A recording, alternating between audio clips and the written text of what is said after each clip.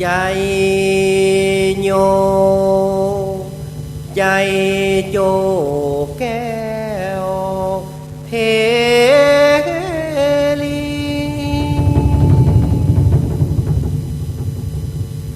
สุ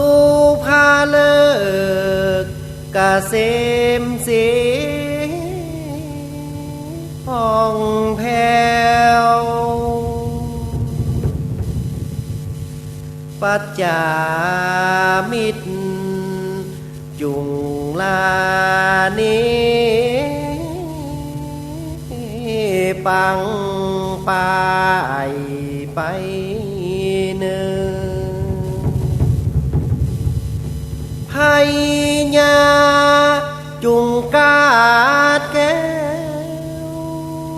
วเลิศแล้วเจียง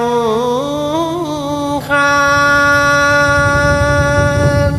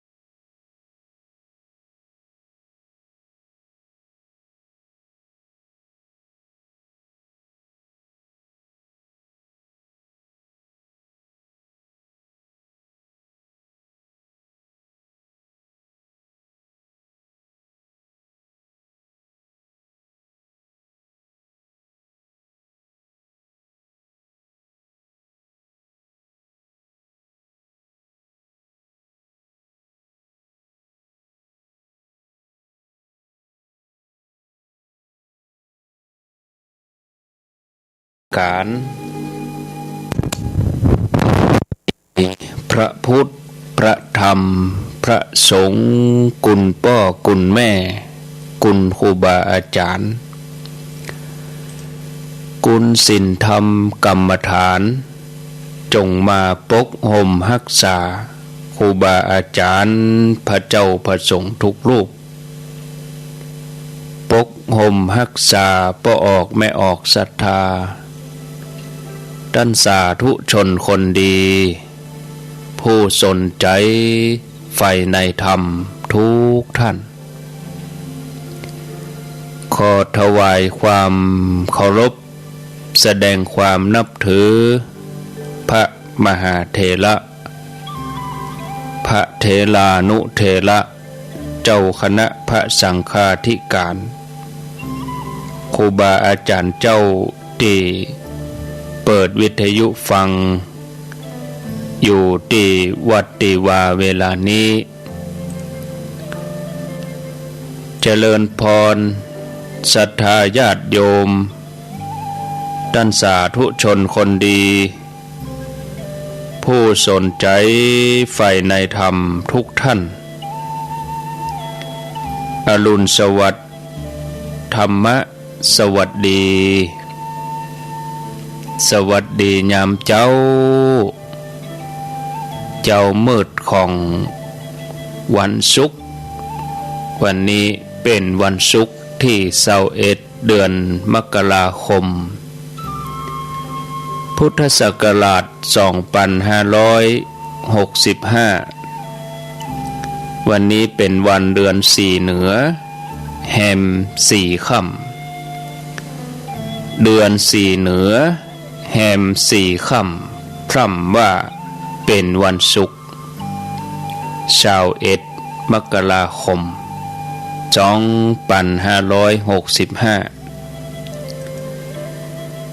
เวลาตอนนี้ตี3กับ12นาที3นาฬิกา12นาทีตอนรับญาติโยมเข้าสู่รุ่งอรุณวันใหม่วันแห่งความสดชื่นแจ่มใสวันที่ญาติโยมจะได้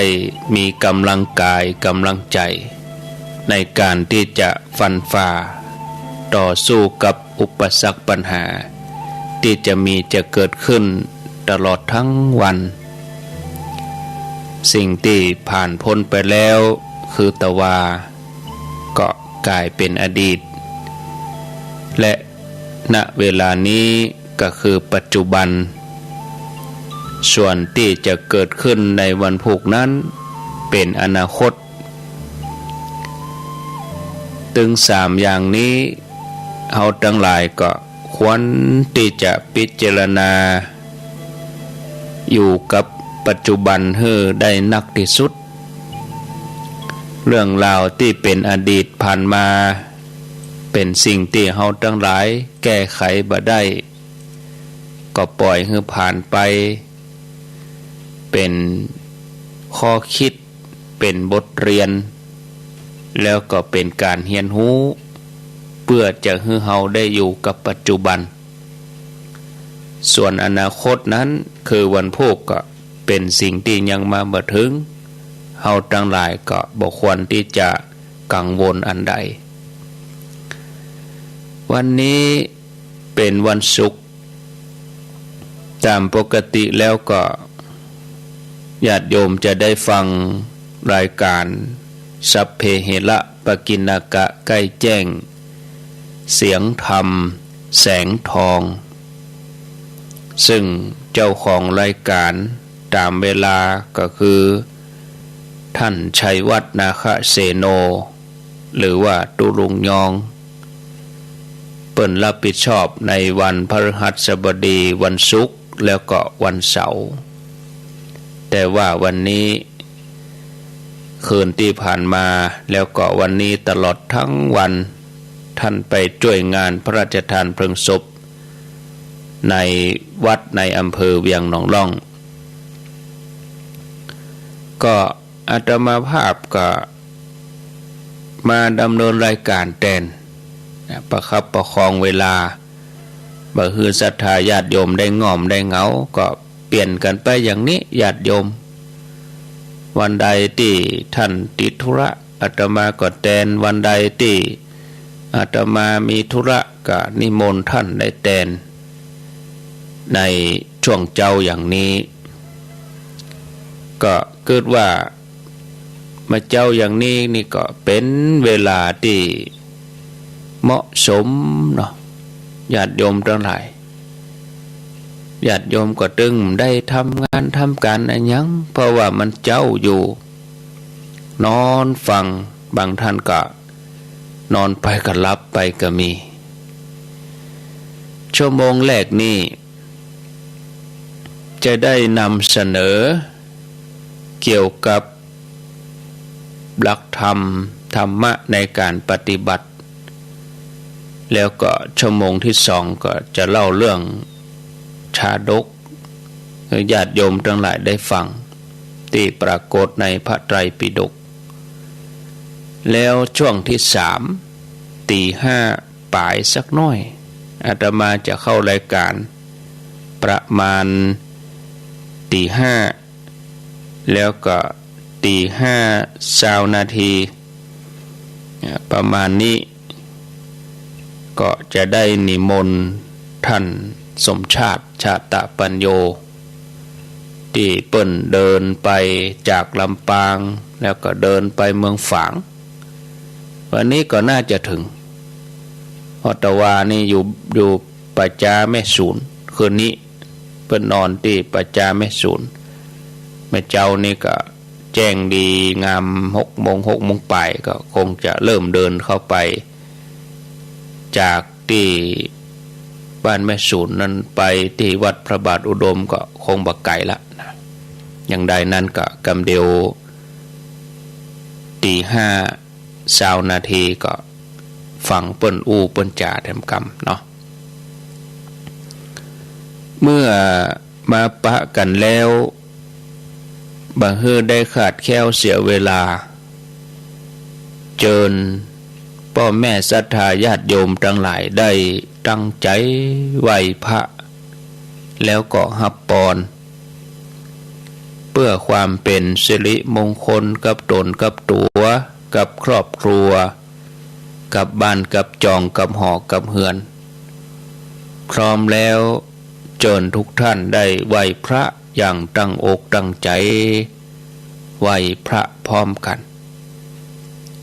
ท่านใดที่นอนก็ได้เอาจิตนั่นคิดสมมุติปากเขาก็ว่าด้วยว่าเป็นอย่างว่าจำเป็นต้องลุกมาก็ได้นอนเอาได้เอาความสะดวกไหว้พระเหียก่อนเนาะอะระหังสัมมาสัมพุทโธภควาพุทธังภควันตังอภิวาเทมิสวากขาโตภควตาธัมโมธัมมังนัมสสามิสุปฏิปันโนภควันโตสาวกสังโฆสังฆังนามามิกับ1กับ2กับ3กับนึกถึงคุณพ่อคุณแม่ของเฮาเนอกับนึกถึงคุณครูบาอาจารย์กับพระเรียบร้อยก้อยขยับขยายนั่งตามสบายนั่งตามใจเอาความสะดวกสบายของท่านทั้งหลายว่าต่อไปก็เจิญศรัทธาญาติโยมได้หับปอนเหียก่อนสัพปิติโยวิวัชชันตุสัพพะโลโกวินัสสันตุมาเตปวัตวันตรายโยสุขีธิคายุโกภวะอภิวาตานะสีเลสะนิจังวุฒาปจายิโนจัตตาโลธรรมาวัฏันติอายุวันโนสุขังปะลังเอาละได้ไหว้พระแล้วก็หับปอนเป็นที่สบายอกสบายใจหม่อนอกหม่อนใจดีแล้วต่อไปนี้ก็ให้ท่านทั้งหลายตั้งใจฟังแล้วก็ตั้งใจปฏิบัติไปตัวก็ได้เมื่อเฮามีความตั้งใจบรรดาสิ่งศักดิ์สิทธิ์ทั้งหลายเทวดาเปิ้นก็จะได้มาอนุโมทนากับเฮาแล้วเฮาทั้งหลายก็มาฟังธรรมพร้อมเดียวกันกับบรรดาเทวดาทั้งหลายเหล่านั้นที่เปิ้นมีศรัทธาในพระพุทธพระธรรมพระสงฆ์ตัวศรัทธาญาติโยมทั้งหลายเองก็เปรียบเหมือนดังเทวดาพระเฮาทั้งหลายเกิดมาเฮาก็ได้ได้พบพระพุทธศาสนาเฮาได้มาฟังธรรมะขององค์พระสัมมาสัมพุทธเจ้าบรรดาเทวบุตรเทวดาที่เปิ้นมีศรัทธาในพระรัตนตรัย เปิ้นก็จะได้มาประคับประคองรักษาพระพุทธศาสนารักษาผู้ประพฤติปฏิบัติการมาของเทวดานี่ญาติโยมเปิ้นมาด้วยวิธีไหนแล้วก็เป็นเทวดาอย่างใดศรัทธาญาติโยมเฮาทั้งหลายบ่สามารถที่จะหันด้วยตาเทวดาที่เฮาหันด้วยตานั้นเป็นเทวดาโดยสมมุติเทวดาโดยสมมุตินั่นก็คือเจ้าฟ้ามหากษัตริย์นะเพิ่นเป็นเทวดาโดยสมมุติอุบัติเทพก็คือเทวดาโดยอุบัติเกิดขึ้นโดยบุญญาธิการของผู้มีบุญอย่างหมู่บรรดาเทพเจ้าเหล่าเทวดาที่เป็นอยู่ในสวรรค์นับตั้งแต่จันดาวดึงส์ยามาตุสิตนิมานนรดีปรนิมิตสวัตตีผู้ที่เป็นอุบัติเทพนี่แล้วก็ที่ได้ไปเกิดเป็นเทวดานี่ก็โดยอำนาจของบุญญาฤทธิ์หรือว่าบุญญาธิการที่ได้กระทำเอาไว้ตั้งแต่ยังมีชีวิตอยู่ในโลกมนุษย์บ่ว่าจะเป็นการฮือทานก็ดีรักษาศีลก็ดีก็ว่าทำสิ่งใดที่เป็นสาระประโยชน์ที่ดีสิ่งทั้งหลายเหล่านี้ก็จะมารวมกันเป็นบุญญาบารมีที่มาสนับสนุนประคับประคองสนองใจให้ได้ไปอุบัติในสวรรค์จันดาวดึงส์จันยามาจันดุสิตสูงขึ้นไปโดยลำดับแต่ว่าเฮาทั้งหลายนี่บ่หันด้วยตานะแต่องค์พระสัมมาสัมพุทธเจ้าพุทธองค์เปิ้นทรงรับรองไว้อาตมาบ่ได้กล่าวเองอย่างที่เฮาได้ยินก็ดีที่เฮาสวดบทธรรมจักรปวัตตนสูตรในคำว่าตุสิตานังเทวันนังสัตถังสุตวาตาวะติงสานังเทวันนังสัตถังสุตวายามานังเทวันนังสัตถังสุตวาตุสิตานังเทวันนังสัตถังสุตวาอันนี้ญาติโยมอันนี้เป็นสูตรแรกเป็นสูตรแรกที่พระพุทธเจ้าเปิ้นแสดงธรรมให้กับปัญจวัคคีย์ทั้งห้าตัวนี้ก็เป็นเครื่องยืนยันแสดงว่าพระองค์เปิ้นก็รับรองในเรื่องสุคติสวรรค์ว่ามีคนอย่างเฮาทั้งหลายเนี่ยไปแท้แล้วก็ถึงแท้นะผู้ที่จะไปสู่สุคติสวรรค์ได้จะไปด้วยอะไรอย่างก็ไปด้วยอำนาจแห่งบุญญาธิการอย่าจะมาไปเอาเสียงไปถึงญาติโยมก็ด้วยอำนาจของคลื่นแม่เหล็กไฟฟ้าคลื่นวิทยุโดยอินเทอร์เน็ตโดยเครื่องส่งโดยระบบอันนี้ไปอย่างนี้ก็เป็นของมหันต์ตัวเหมือนกันนะญาติโยมเขาฟังอาตมานี่ก็คือไปทางอากาศไปตามอากาศเสียงไปโผล่ในวิทยุแล้วก็อยู่ในหูศรัทธาเนี่ยแต่ว่าบรรดาเทวดาทั้งหลายเนี่ยพุทธองค์รับรองในเรื่องของสุคติสวรรค์ว่าผู้ที่จะไปได้นั้นต้องมีบุญญาธิการอย่างเฮาทั้งหลายจะไปที่หันที่นี่เฮาก็อาศัยพาหนะบ่ว่าจะเป็นรถถีบรถเครื่องรถยนต์จะไปทางใดจะจ้าจะโวยก็ขึ้นอยู่กับพาหนะที่เฮาใจหรือบางอันก็เตียวไปก็จ้าน้อยแต่ถึง ถามว่ามันถึงก็ถึงแต่มันจ้าหน่อยนะบางทีรถเนาะไปตามรถนี่ถามว่าถึงก็ถามว่าวยกับวยบางทีอาจจะบ่ถึง วยแต่มีถึงแล้วก็บ่ถึงนี่ญาติโยมทั้งหลายไปโดยพาหนะโดยมนุษย์เท่านี้แต่ว่าหมู่บรรดาเทวดาทั้งหลายเนี่ยเปิ้นไปสู่สุคติโดยอำนาจบุญญาธิการได้แก่การฮึดดันรักษาศีลเท่าที่ตัวเองจะทำได้เนี่ย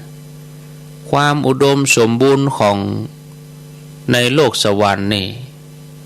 เปิ้นว่าอุดมสมบูรณ์คือบ่มีความอดอยากบ่มีความทุกข์ยากการได้เสวยสุขสมบัติอยู่เป็นเวลาที่มื้นยาวนานนี่ก็อยู่ด้วยอำนาจของบุญญาธิการของเทวดาแต่ละท่านแต่ละองค์ที่เปิ้นทำไว้แล้วก็ในสวรรค์แต่ละชั้นละชั้นเนี่ยเป็นไปตามฐานะของแต่ละชั้นจะสุขน้อยหรือว่านักก็ขึ้นอยู่กับอำนาจบุญของแต่ละคนที่ทำไว้ในตอนที่เป็นมนุษย์ฮ้องว่าเทพในสวงสวรรค์ส่วนเทวดาที่เขาหันเป็นตัวเตียวดินบ่ต้องใส่ชุดอย่างลิเกนี่บ่ต้องหายตัวได้บ่ต้องเหาะได้ที่เขาหันได้จับต้องได้นั่นคือมนุษย์เทโวคือมนุษย์เฮานี่ถ้าจะเป็นเทวดาได้ก็ต้องมีเทวธรรมคือธรรมะของเทวดาธรรมะของเทวดาก็ได้แก่หิริความละอายต่อบาปโอตตัปปะความเกรงกลัวต่อบาปตัวนี้เป็นเทวธรรมคือเป็นธรรมของเทวดานะซึ่งเฮาทั้งหลายที่เฮาหุมวัดหุมบาเฮาก็เป็นเทวดากันถึงวันเฮามีความละอายต่อบาปเฮามีความเกรงกลัวต่อบาปต่ออกุศลเฮาบ่ไปทำอย่างที่บ่ดีนี่ก็เป็นเทวดาไปได้วันหนึ่งอันนี้ห้องว่าเทวดาในมนุษย์ที่เฮารักษากันอยู่เป็นประจำเมื่อเฮามีเทวธรรมนะสองข้อนี้ประจำอุบัติเทพเปิ้นก็ยินดีปรีดาปราโมทย์กับหมู่เฮาทั้งหลายที่มีคุณธรรมเปิ้นถึงอนุโมทนาแล้วก็รักษาหมู่ที่เป็นเทวดาด้วยกันเทวดาสองจำพวกนี้ต่างก็รักษาซึ่งกันและกันคือท่านต้องมาอนุโมทนาสาธุการกับการปฏิบัติธรรมของตัวศรัทธาตัวเก่าเฮาด้วยอย่างที่เฮาทั้งหลายกำลังฟังธรรมะเฮาทั้งหลายกำลังนั่งฟังเทศนอนฟังไหว้พระเปิ้นไหว้ตัวไหว้ตัวนี่เฮากำลังปฏิบัติกันอยู่ในปัจจุบันนี้ถือว่าเฮาทั้งหลายเป็นผู้มีหิริธรรมคือความละอายในบาปโอตตัปปะธรรมคือความเกรงกลัวในบาป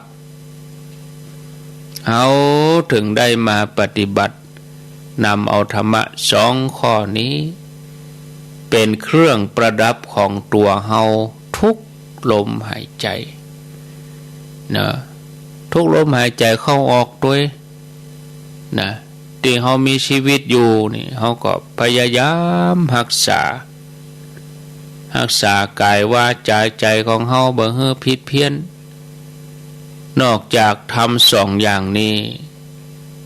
เฮาฮ้องว่าเฮาละอายต่อบาปอยู่เสมอกายของเฮาก็บ่ไปทำชั่วอันยังวาจาของเฮาก็บ่อู้กล่าวร้ายใจของเฮาก็บ่คิดชั่วคิดแต่ดีอันนี้ก็ฮ้องว่ากายสุจริตมโนสุจริต วจีสุจริตมโนสุจริตกายวาจาใจคือความบริสุทธิ์พร้อมไปในองค์สามเมื่อเฮารักษาตัวเองให้อยู่ในคุณธรรมอย่างที่ว่ามาแล้วเฮาก็จะได้ชื่อว่าเป็นผู้มีหิริคือมีความละอายต่อความชั่วพร้อมที่จะเก่งกลัวนะว่าตัวเองจะไปทำบาปมันจะเป็นบาปเป็นกรรมแล้วก็พยายามที่จะประคับประคองรักษาตัวเก่าห้องว่ามีความกลัวอยู่เสมอในเรื่องบาปเป็นลักษณะของโอตตัปปะคือความเก่งกลัวเขาจะบ่ล่วงละเมิดในศีลของตัวเองเมื่อเขารักษากายวาจาใจก็พร้อมโดยองค์สามนี้ก็จัดเป็นเทวธรรมห้องว่าเฮาอยู่ในธรรมของเทวดาอยู่ในความเป็นเทวดาเทวดาที่ตาเฮาหันแล้วก็เทวดาที่ตาเฮาบ่หันเป็นเทวดาที่ออกจากร่างมนุษย์อันนี้เปิ้นเป็นโลกของวิญญาณที่เหนือกว่าโลกของเฮาไปแถมเป็นโลกที่เสวยคุณสมบัติคุณธรรมที่ส่งผลให้ไปสู่สุคติสวงสวรรค์เป็นเทวดาที่บ่มีร่างก็เขาก็จะมีร่างก็คงจะเป็นร่างทิพย์ถึงเขาจะมีกายก็คงจะเป็นกายทิพย์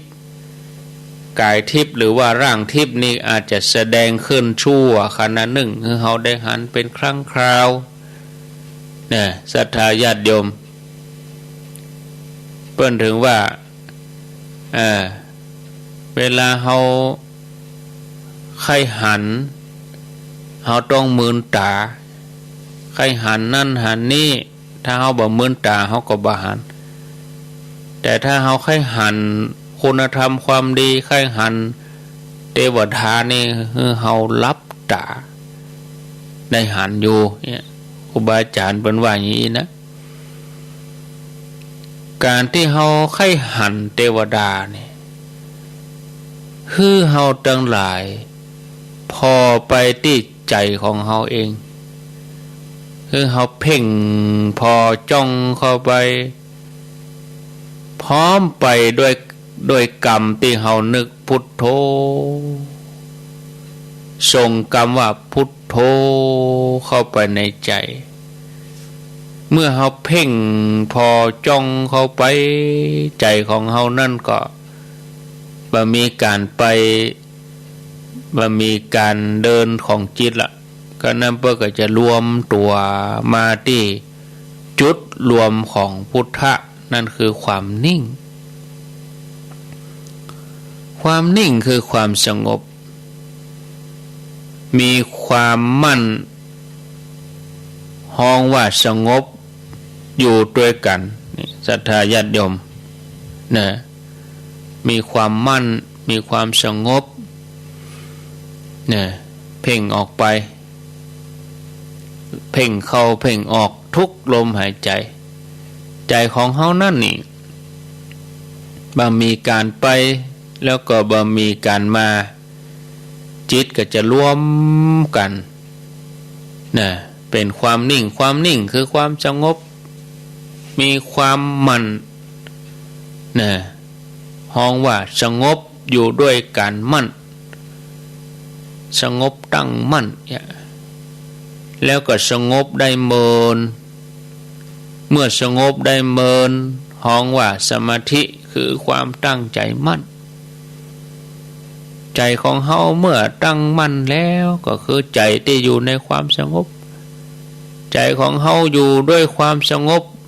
แล้วก็มีความมั่นคง เดี๋ยวกันเนอะดื่มน้ำก่อน ใจเย็นๆเวลามีปะเลอะปะเตอดื่มน้ำก่อน อันนี้เป็นน้ำอุ่นนะจิบน้ำอุ่นตัวก็บ่ป้อหนาวเท่าใดเนาะศรัทธาญาติโยมทั้งหลายอ้าวมาอู้ต่อถึงที่ว่าใจของเขาบ่มีการไปบ่มีการมาแล้วเปิ้นก็จะรวมกันเข้าไปในจุดของความเป็นพุทธะ นั่นคือความนิ่งความนิ่งคือความสงบนะสงบได้มนเมื่อสงบได้เมินห้องว่าสมาธิคือความตั้งใจมั่นใจของเฮามั่นอยู่ในความสงบใจของเฮาสงบอยู่ด้วยความมั่นก็เลยห้องว่าสมาธิเมื่อจิตของเฮาเป็นสมาธิบ่มีการวันไหวบ่สะทกสะเทือนแล้วก็อยู่ด้วยกันด้วยความสงบนะโดยพุทโธแล้วก็อยู่ด้วยกันปฏิบัติไปแล้วเปิ้นก็จะเกิดพลังขึ้นมาในตัวเป็นความเปล่งแจ้งสว่างเมื่อจิตเกิดความเปล่งแจ้งสว่างจิตก็จะมีหูมีตาเมื่อจิตมีหูมีตาก็ได้หันกำนั้นหันเทวดาใครหันก็รับตานี่นะรับอย่างเดียวบ่ได้นะต้องปฏิบัติตัวเมื่อจิตเฮามีความสงบตั้งมั่นเป็นสมาธิบรรดาเทวดาทั้งหลายเปิ้นก็จะมาอนุโมทนาเปิ้นหันว่าเฮามีบุญญาธิการเฮามีคุณธรรมเมื่อเขามาเฮาก็จะหันละมาลักษณะไหนแต่งตัวอย่างใดมีสดาตัวก่อมีเครื่องแต่งตัวอันวิจิตรพิสดารอย่างใดห้องว่าโอ้ผิดแผกแตกต่างจากความเป็นมนุษย์ในโลกมนุษย์เฮานี้นักก็มาปรากฏในต่างจิตหูหันในต่างจิตนะเมื่อเฮาหันอย่างอันเฮาก็เกิดความปีติคือความพอใจนะเขามาหันเมื่อมาก็ต้องรักษาไว้ส่วนที่บดีนะเปิ้นก็จะช่วยสนับสนุนแล้วก็ประคับประคองเฮาเกิดความดีโดยเมื่อเฮาหันของดีเฮาก็จะต้องดีใจแล้วเฮาก็จะต้องทำอย่างที่มันดีต่อไปการทำความดีนี่ต้องทำให้เฮาดีขึ้นเรื่อยๆดีตึงนอกดีตึงในดีขึ้นเหมือนเทวดามาช่วยเฮานี่อันนี้ห้องว่าเทวดารักษาศรัทธาญาติโยมท่านสาธุชนในบทปอนก็มีภวตุสัพพมังคลังขอสัพพมงคลจงมีแก่ท่านลักขันตุสัพพเทวตาเนี่ยมีตัดเนี่ยขอเหล่าเทวดาจงมารักษาตัวท่านทั้งหลายเทวดาท่านมารักษาในลักษณะนั้นก็คือในส่วนลึกนะที่เฮาหันกันในทางจิตเนี่ยส่วนที่บาหันนะส่วนที่เฮาบาหันถ้าเฮามีศีลมีธรรมเทวดาก็ย่อมรักษาเพราะว่าเทวดาผู้มีธรรมย่อมรักษาผู้ประพฤติธรรมเหมือนอย่างที่องค์พระสัมมาสัมพุทธเจ้าพระองค์เสด็จไปอยู่ที่สถานที่แล้วก็แผ่รัศมีเปล่งแจ้งพระอานนท์ก็ทูลถามว่าอันนี้คืออะไรอย่างพุทธองค์ก็ได้บอกว่าอันนี้คือหมู่เทวดาเปิ่นปากันมารักษาแล้วก็นำความสว่างไสวมาสู่ที่นี้ตามนุษย์คือตาเนื้อนี่ก็บ่สามารถที่จะหันได้แม้แต่อริยสงฆ์สาวกผู้สำเร็จแล้วมีคุณธรรมแล้ว หมู่เทวดาก็ไปรักษาคุ้มครองให้มีความปลอดภัยปราศจากอุปทวันตรายสำหรับเทวดานั่นก็บ่ได้สำเร็จมรรคผลอะไรอย่างแต่เป็นบุญที่ได้เป็นเทวดาเปิ้นก็มาอนุโมทนาผู้ที่ได้บรรลุธรรมอันสูงกว่าแล้วก็ได้มาเป็นเปื้อนอนุโมทนารักษาผู้ที่ประพฤติปฏิบัตินะเพื่อความเป็นบุญของท่าน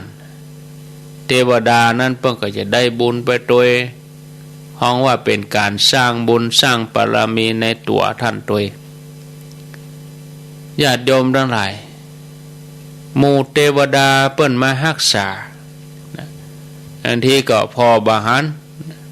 เพราะใจของเฮามืดบอดก็เลยบาหันอะไรอย่างเมื่อใจของเฮาสงบลงมาน้อยอาจจะหันแต่ว่าเฮาบ่ฮู้เฮาต้องมาดูเฮาอยากฮู้เฮาต้องมาอีเนาะศรัทธาญาติโยมทั้งหลายใครฮู้บ่ใครฮู้ก็มาตั้งอกตั้งใจปฏิบัติพุทธองค์ทรงตรัสเนี่ยศรัทธาญาติโยมพระองค์ก็เลยเอหิปัสสิโกเนี่ยมาพอของที่บ่เคยหันเป็นของแปลกของในตัวนี่มันเป็นของที่แปลกนะเฮาบ่เกิดว่าจะมีก็มีขึ้นเกิดขึ้นได้เป็นไปได้เฮาต้องมาพอติโอปนะนิโกคือการน้อมเข้ามาใส่ตัวมันรวมกันสิ่งทั้งหลายเนี่ยเมื่อมารวมกันก็จะปรากฏของที่แปลกประหลาดนั้นจะปรากฏขึ้นรวมกันเป็นพลังเทวดาพญาอินทร์พญาพรหมพญายมยักษ์เปรตอสุรกายก็จะมาหันแล้วก็แปลกประหลาดใจเพราะเขาก็บ่เคยได้หันมาก่อนเนี่ยศรัทธาญาติโยมเนาะต่อไปนี่ก็พอเวลาแล้วก็พอดีแล้วเนาะศรัทธาญาติโยม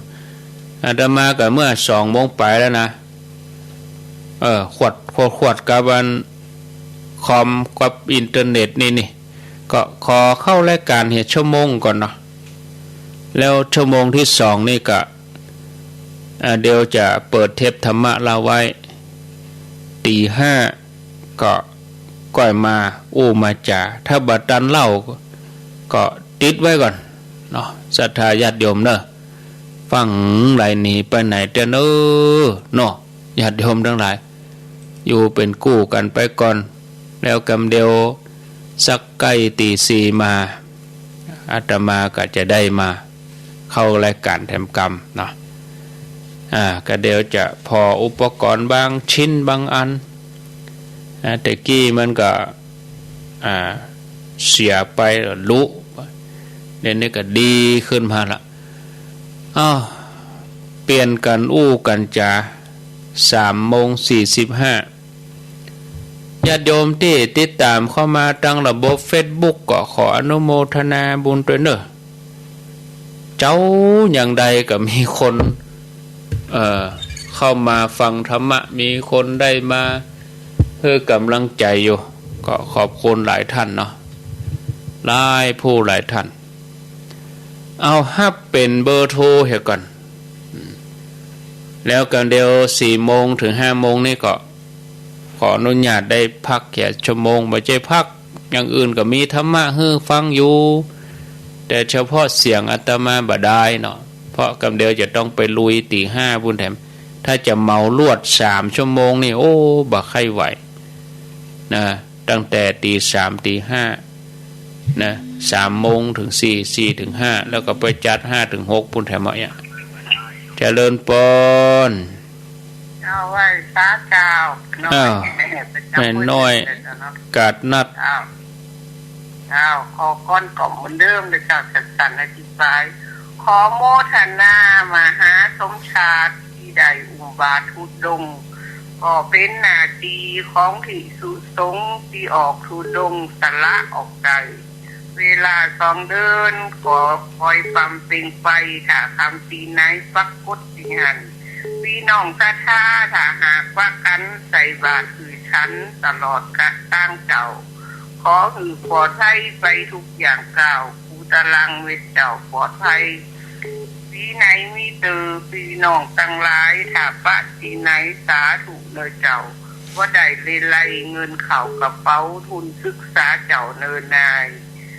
เป็นทุนศึกษาเนนหน่อยตั้งหลายเห็นกันไปบ่มีเงินเจ้าบ่มีเงินเจ้าคำย่องวันละเก้านะเจ้าคำว่าอีกาของทานนะเจ้าภาษาไทยแปลว่าดีแล้วนะเจ้าอันนี้เป็นสัญลักษณ์ของทานนะเจ้าไว้สาธุอีกาเนาะไม่ได้อูเหมือนแล้วก็อู้จนคุ้นหูญาติโยมก็มีคนเอาไปเฮียนอยู่เหมือนกันบัดสงวนลิขสิทธิ์นะไปจะไปอู้ต่อก็อู้ไปได้เป็นเอกลักษณ์ของแต่ละคนไปเจริญปนครับไม่สาครับท่านพระครูปอนน้อยบุญปันมโนครโอ้เทวดากำลังจะเข้าวิมานแล้วนะพุทธปยามันยังไดพุทธยังไดหลังมนุษย์หัวต่อครับอ๋อติดตามฟังแล้วก็กูอยู่เนิ่มนะกูมีให้ฟังเลยเหนียวแน่นอยู่ก็เดี๋ยว4 โมงถึง5 โมงนี่จะเป็นเทพธรรมะเห็นหน่อยแล้วก็5 โมงก็ค่อยมาปะกันวันนี้ก็อยู่ด้วยกันยาวอะนะอาตมากับเกะกันแปลงก็เมื่อ2 โมงแล้วอ่ะกลัวบ่มีเสียงนั่นอ่ะพอดีอันสายมันมีปัญหาลุด2 เตื้อ3 เตื้อได้ฝนตกนะฝนตกรุนแรงพอสมควรเจริญปนข่าวภาษาของท่านอาจารย์สมณเณรลักเนาะเน้นลักปั่นโยนนั้นฮะ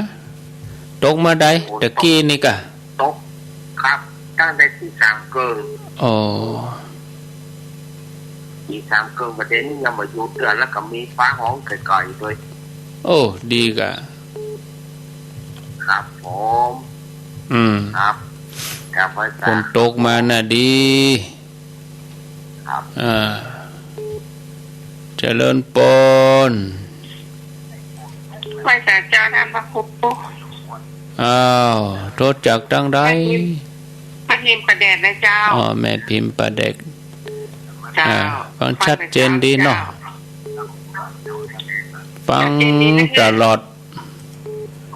อนุโมทนาเนอเจ้าภาษาเจ้าแม่พิมพ์ประเด็นเจริญปนนมัสการค่ะท่านพระครูจากโดยน้อยพัฒนาน้องแหโดยน้อยรักษาสุขภาพนั่นแหละเสียงจะก็นั่นจะว่ายาวลวดเน้อก็กระเดียวบ่ไหววันพูกก็จะยุ่งธรรมะนี่นะรักษาสุขภาพยินดีเน้อตลอดนะจ๊ะสาธุโดยน้อยเจริญปนแม่ครูราวันมาตรการเจ้าท่านพระครูแม่ครูราวันเมืองจีเป็นเรียนดูท่านพระครูเนาะเสียงก็แหบเสียงแหบแต่ว่านี่ใจเสียงแต่ว่านี่สวดโดยพระสงฆ์ว่าสวดเสียงดังแต่ว่านี่ใจเสียงอยู่หั่นคนแค่เคยแพ้ก็ที่อันคนฟังก็ได้บุญบุญด้วยกันได้บุญด้วยกันยินดีเนอแต่ว่าที่อันวัดม่อนฤาษีเป็นงานใจเสียงเหมือนกันเมื่อเจ้านี้ก็เลยฟังแล้วก็ศรัทธาอาจจะฟังเพี้ยนหน่อยเจริญปนแต่บ่ใจเมื่อยใจหยังนะบ่เมื่อยบ่หยังสักหยังใจ เจริญปน เจ้าได้พระครู โทษจากที่ไหน โอแจกหมู่11ของกสม อ๋อ เจ้าชัดจีนเจ้า แต่ว่านี่มนได้ยินเนาะแต่ว่านี่อินเทอร์เน็ตหลุดไป เจ้าเปิดลำเจ้าอาหารเป็น เชาะไหนก็ได้ เจ้า อันนี้มาแล้ว คนโตกสมทรงเจ้า โอ้ยังละกะฝนหยุดละกะ เจ้าสาธุเจ้า โมทนาไปเมาเปิดวิทยุดังเจริญปน เจ้าวัจาเจ้า โทษจากที่ไหน เสด็จทางพระเจ้า โอ้ลูกเจ้าเหมือนกันแต่เทพเสด็จปุ่นโอ้โดเทพเสด็จด้วยสเก็ตเนี่ยเนาะ จ้า ฟังชัดแจ๋วดีเนาะ สักเดียวดีจ้า อนุโมทนา จ้า เทพเสด็จด้วยสเก็ตปุ่นเอาข้างแถม7-8 นาทีกำเดียวอันช่วง4 โมงถึง5 โมงนี่ฟังหลวงพ่อปัญญานันทภิกขุเทศเรื่องนรกสวรรค์อยู่ที่ใจนะก็เดียวฟังบนนะอาตมาจะขออนุญาตแก้ไขนิดหน่อยระบบเจริญปน ให้สาเจ้าท่านพระครูเจ้า แม่จันติ๊บแม่จันติ๊บเกตกะลาม ฟังแค่แต่ลูกทองอะไร ติดตามตลอดเนาะ เจ้า โมทนาเนอ เจ้าวัจา เกตกะลามหลวงพ่อเพิ่งกับฟังทุกวันนะหลวงพ่อสันติเจติยากรเพิ่นไปนอนเข้ากำตัวปุ่นหรอโอ้สถานที่จับเหมาะเพิ่นว่านะเจริญปน เอาว่าจ้า เอาป่อบุญมีป่อบุญมี คนลุกมาก ฝนลงนักกะ คนลุก ที่นิ่มหูเหรอเดี๋ยวนี้ตกอยู่กะ นี่ลบไว้ผมว่าหนู โดยรอนี่มันมีสักเม็ดเหรอ โอ้นี่ลบมากเป็นเรื่องอ่ะ ใกล้กันแท้ๆโมทนาเนอแต่หัวตกตะคืนให้หมูก็ตกอยู่กะตกจะหนักเลยนะ0998366322โอ้บ่ได้คนเดียวรู้นี่ถ้าวางสายดักปิ้งก็ถ้าจะได้เปิดเทปคนเน้นหนาเหมือนกันล้อเนี่ยเจริญปน ไม่สานันพระครู เอาตะกี้บุญมีบ่เดมาบุญตันเนาะ วางอยู่ตลอดนะท่าน ทางบุญธรรมมาเด้อ ตอนแรกๆได้ท่านออกตอนแรกๆเสียงเพี้ยนไปหน่อย เสียงเพี้ยนเริ่มเดือนนี้ดีแล้วเนาะ นี่ดีแล้ว สถานีไหนฮะ ครับ ฟังสถานีไหนอันนี้ เป็นยังสวัสดี เจริญปนฟ้าห้องเฮ้ยจากฮะฟัง ฝนไม่ตกครับ เชียงดาวฝนไม่ตกอันนี้ฟ้าร้องแล้วนี่ฟ้าห้องมาเจ้า มีเสียงร้องครับ เดี๋ยวนี้ฟ้าห้องลึง ทำมันเน้นสมอะไรสมชาติเหรอ ท่านเดิน วัดผม อ้อนกะได้ป้ากันก่อนได้เจอกันไหมครับ อะไรครับ ได้เจอกันไหม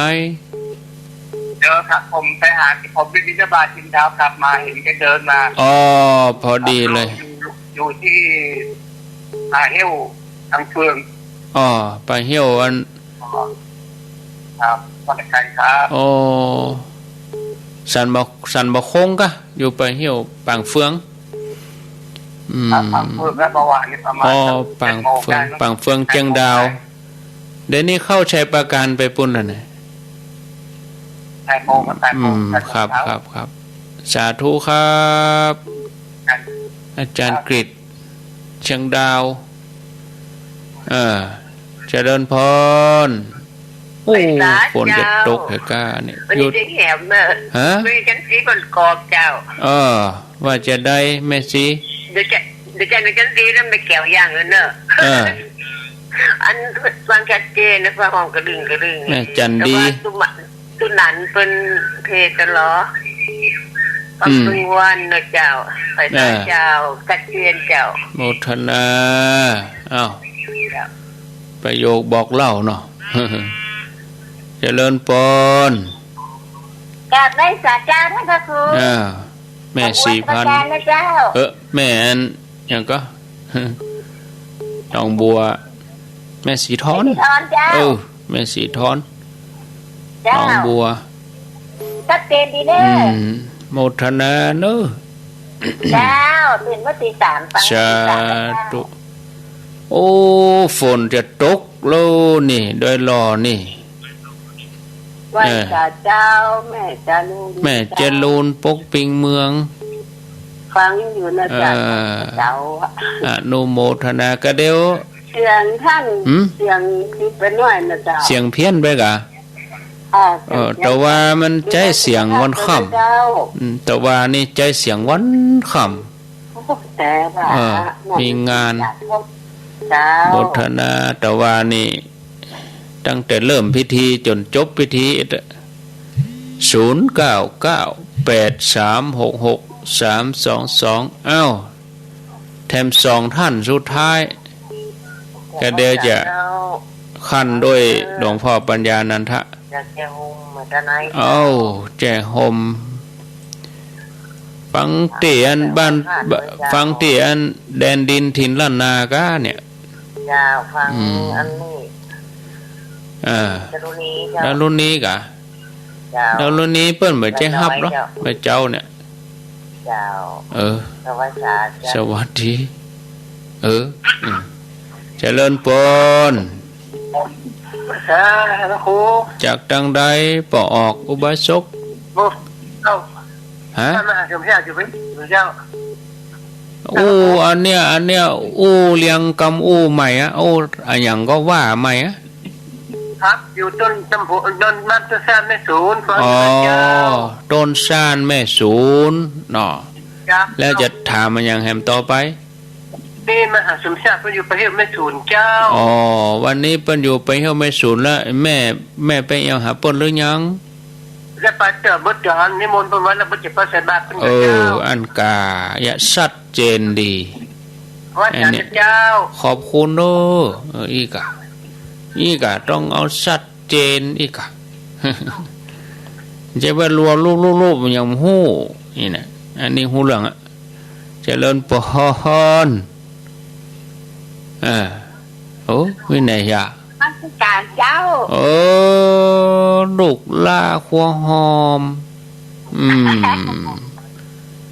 ยายแก้วกะยายแก้วก็ว่ายายคำยายพรยายพรยังยายพรลูกวัวแดง